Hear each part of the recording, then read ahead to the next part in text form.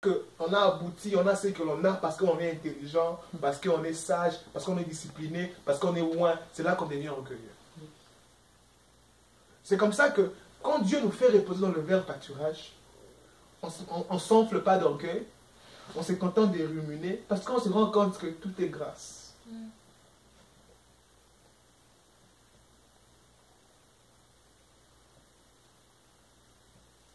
Comment j'aime voir encore la grâce? J'aime voir la grâce comme un avion.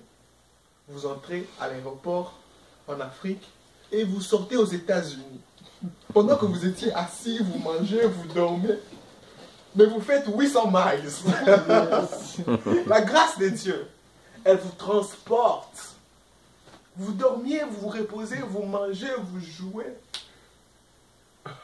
Vous faites exactement ce que d'autres personnes font en dehors de la grâce. Il y a des gens qui sont à l'aéroport mais qui ne sont pas entrés dans l'avion. Ils font exactement les mêmes choses. Ils mangent, ils suivent la musique, exactement ce que vous faites. Mais la différence, c'est que vous vous retrouvez aux États-Unis et sont encore là-bas. C'est quoi la différence? La grâce. La grâce, c'est l'épice de la différence dans la vie d'un homme.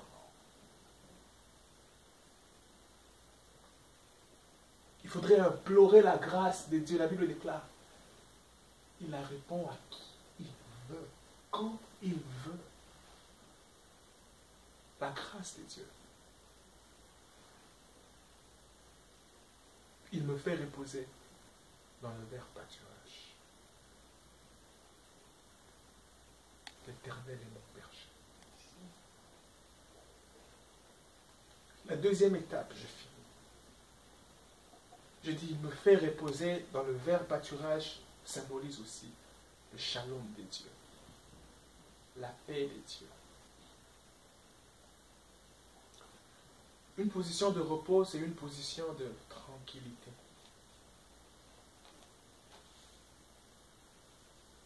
Il me fait reposer. Savez-vous qu'il y a des gens qui ne se reposent jamais? Ils sont toujours tourmentés par les pensées, par ceci, par cela. Ils n'ont pas le temps. Même quand ils dorment, ils ne se reposent pas. Ils dorment, ils ne se reposent pas. Même dans son rêve là-bas, on le poursuit avec des trucs et des... Donc, terrible. Mais il dit le Seigneur nous fait reposer. Même dormir, c'est un don. Oh, comment? Dormir, tu dors, tu te réveilles bien. C'est un don. Le Seigneur te fait reposer. Vous savez qu'il y a des gens qui souffrent d'insomnie et qui vont chercher des psychologues, payent beaucoup d'argent pour apprendre à dormir. Prennent des comprimés pour dormir. Je ne suis pas en train de dire comme ça pour encourager le dormir, non? Sinon, comme ça, on va se dire, oh, même le pasteur avait dit, dormir c'est un don. Ah, la Bible dit, si tu dors beaucoup, la pauvreté te surprendra. Yeah. Mais je suis juste en train de vouloir donner l'exemple comment c'est reposer est un don de la part de Dieu. Il me fait reposer dans le vert pâturage. Il me fait reposer. Je suis en train d'expliquer comment il y a des gens qui donnent de l'argent pour se reposer. Le repos est une position de détente. De nos jours, combien de gens payent pour se détendre? Des spectacles, pour occuper des places d'honneur, juste se détendre. On met même des places VIP. Et la différence entre la place VIP et la place ordinaire, c'est juste le positionnement. Vous tous, vous avez le même, vous êtes servis la même chose, c'est juste le positionnement. Des fois, il y a même un rideau qui vous sépare seulement. Et puis ici on dit VIP, ici on dit first class, ici on dit classe économique. Mais dans le repos de Dieu, oh my God, I love that. Dans le repos de Dieu, tu es toi-même déjà dans le VIP. Quand c'est lui qui te fait reposer, tu es là dans le VIP, tu es dans la place qu'il fallait pour toi. Because tu ne manques de rien. You are just there, chilling. Oh my God. J'aime des gens qui ont joué du repos de Dieu. Ils s'appellent Shadrach, Meshach, Abednego. Ces trois-là ont joui de la paix de Dieu. La Bible déclare que Si vous lisez Daniel 2, vous remarquerez que le roi a fait un rêve, que lui-même ne comprenait comment expliquer. Alors il appelle tous les magiciens. Il dit, venez, j'ai oublié mon rêve. Il est intimidé. Il dit, dites-moi le rêve et interprétez à la fois. Sinon je vous fais périr, vous et toute votre maison. Oh.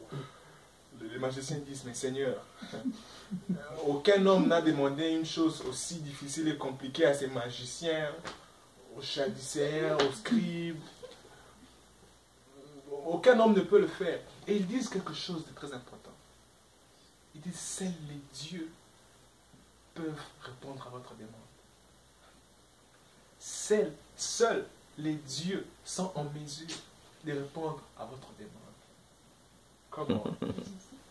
Ils disent, même les magiciens ne peuvent pas. Ils disent, même les scribes ne peuvent pas. Même les astronautes, les gens qui étudient les étoiles et toutes ces choses-là ne peuvent pas. Seuls les dieux.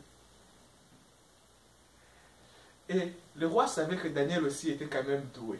Il dit, ok, envoie déjà la parole à Daniel. Parce que si ceux-ci n'arrivent pas, eux vont périr. Après, c'est Daniel qui va périr après.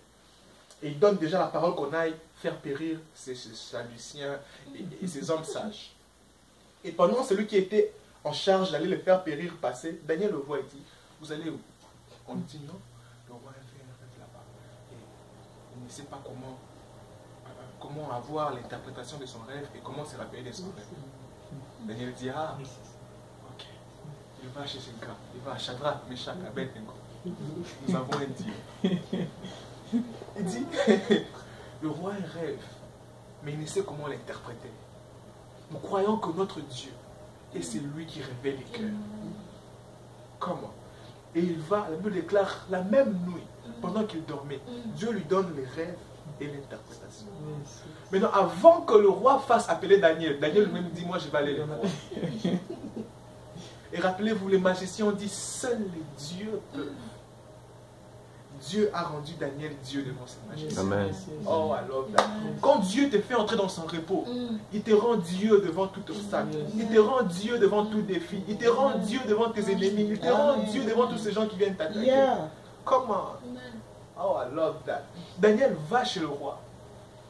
Il explique les rêves, il traduit les rêves. Il dit, ton rêve veut dire ceci. D'ailleurs, tu as vu une tête en or. Là, nous sommes déjà dans Daniel 2 vers la fin. Tu as vu une tête en or. Et la tête te représente toi. Et tu as vu le corps en fer et trucs. Et une pierre qui était de quelque part à cogner la statue. Et la statue, c'est... Vous vous rappelez, n'est-ce pas? Et le roi s'est quand même senti, oui, la tête était en or.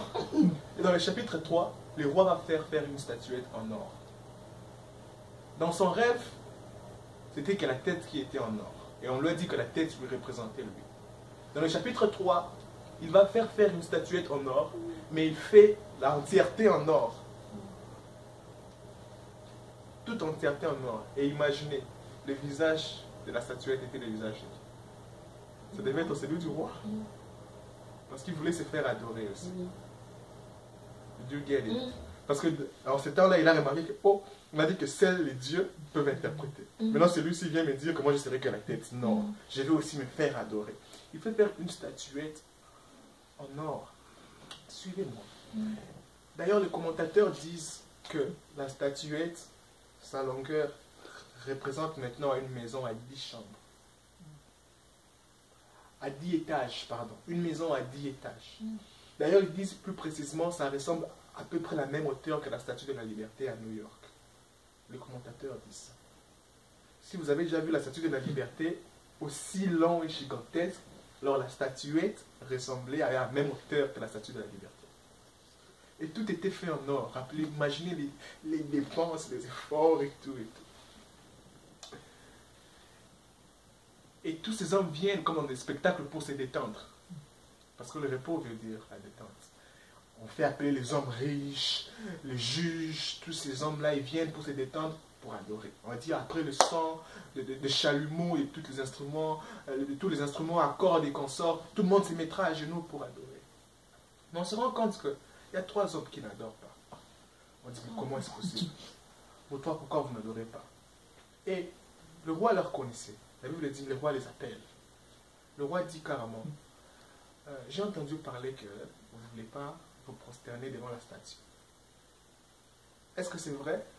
enfin, je vous accorde une dernière chance. En fait, mon petit, hein, ça doit quand même faire mon petit. On a quand même des bonnes relations, ne me fais pas la honte. Bon, je vous donne quand même la chance. Après le sang, juste adorer, c'est tout. Les trois disent non. Même si notre Dieu ne nous délivre pas avec ta main, nous ne le ferons pas. Oh, grand roi.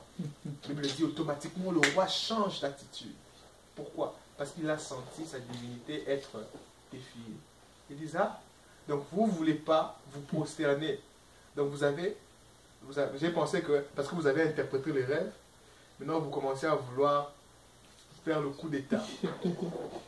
Maintenant là, c'est le coup d'état que vous voulez. Je vais vous faire brûler dans la fournaise ardente, chauffer 7 fois plus. Je ne pense pas que cette fournaise a déjà été chauffée à cette dimension-là. Peut-être qu'ils l'ont chauffé 3 fois. Ils ont vu comment 3 fois était dangereux. La Bible déclare que le roi a demandé à ce que l'on prenne des hommes les plus vigoureux de l'armée, les plus forts de l'armée, les plus élombés de l'armée. Ces hommes-là sont allés pour leur jeter dans le feu. Ces hommes qui leur jetaient ont été brûlés et sont morts. Mais ceux qui sont entrés dans le feu n'ont pas été brûlés. Rappelez-vous, on leur a jeté dans le feu, liés, ligotés les mains et les pieds. Quand ils sont entrés dans le feu, j'aime. Les liens se sont coupés. Mais même pas leurs cheveux sentaient du feu. Eux-mêmes ne sentaient pas le feu. Comment est-ce possible que les liens se coupent, mais les habits ne se brûlent pas? Si les liens étaient en nylon, ou soit en coton, et que leurs habits étaient en coton, en nylon, tous sont des tissus. Pourquoi l'un se brûle et l'autre ne se brûle pas? Parce que l'un venait de Dieu et l'autre venait du roi. Yes. Comment? Je dois go deep. Yes. Les habits qu'ils avaient, c'était le produit de la grâce de Dieu. Mais les liens, c'était le produit de l'attaque du roi contre eux. Yes. Les liens que le roi avait mis entre leurs mains étaient le produit, il voulait leur punir, il voulait leur attaquer. C'était une attaque extérieure. Oh, I believe that tout ce que Dieu nous a donné dans ce temps, tout ce que Dieu a mis entre nos mains dans ce temps, sera sécurisé. Et toute attaque extérieure de l'ennemi brûlera par les feux du Saint-Esprit dans le nom de Jésus. Au nom de Jésus-Christ. Tout ce qui était extérieur a brûlé, tout le lien a brûlé, tout, je ne sais pas. Et vous savez qu'il y a la Bible déclare dans Éphésiens que nous ne combattons pas contre la chair et le sang. Il y a toujours des liens partout. Il y a des liens communaux, il y a des liens familiaux, il y a des liens...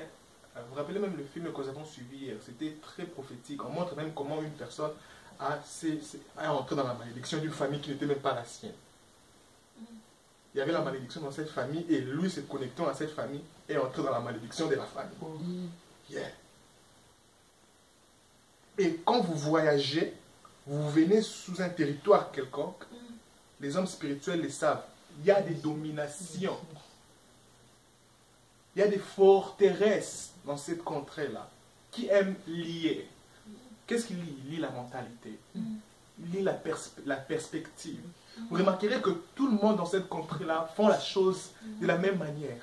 C'est comme ça qu'on dit, oh, les Congos sont, ou bien les Ivoiriens sont, ou bien les Congolais sont. Pourquoi? Il y a des dominations et des forteresses qui lient.